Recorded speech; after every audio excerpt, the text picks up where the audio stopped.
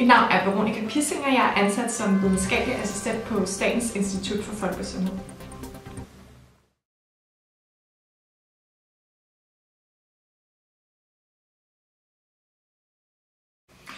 Det vil jeg sige, at det kan i høj grad. Altså hvis man drikker 10 genstande om ugen 2 gange, så har man et rigtig stort alkoholforbrug. Det kan også på længere sigt have nogle rigtig alvorlige konsekvenser, fordi vi ved, at unge, der starter tidligt med at drikke, og som drikker meget i ungdomsårene, de har også større risiko for på længere sigt at have et rigtig stort alkoholforbrug. Så det mener jeg i høj grad, at det kan have alvorlige konsekvenser for samfundet.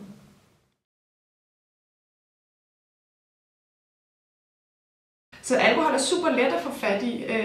Så har vi også en kultur i Danmark, hvor at stort set alle drikker alkohol. Det er faktisk sådan, at hvis man spørger danskerne, de voksne danskere, om de har drukket alkohol inden for det seneste år, jamen så er det 95%, altså det er jo næsten alle, som siger, at de har drukket alkohol inden for det seneste år.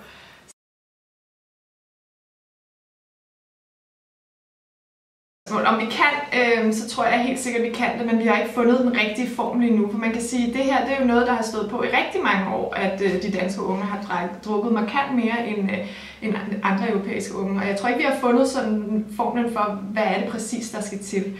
Fordi når man starter på gymnasiet for eksempel, så er der altså en rigtig hardcore alkoholkultur, som man kommer ind i. Og der tror jeg ikke, at vi har fundet ud af, hvad der er den rette formel for det endnu. Det er også ret specielt, hvis man sammenligner med andre europæiske lande, det der med, at man faktisk godt må drikke alkohol på sin skole. På gymnasierne må man jo faktisk godt drikke alkohol. Det bliver karakteriseret som privatfester, så derfor må man godt servere alkohol. Det er jo sådan lidt paradoksalt, kunne man sige, så jeg tænker, der er ret mange ting, man godt kunne gøre.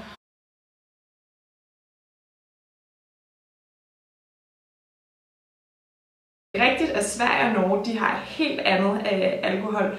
En helt anden alkoholkultur, end vi har i Danmark. Så det er ikke sådan, at du fredag aften kan gå forbi en kiosk og bare købe det alkohol, du har lyst til. Det kan vi jo i Danmark, så der er helt klart nogle strukturelle ting.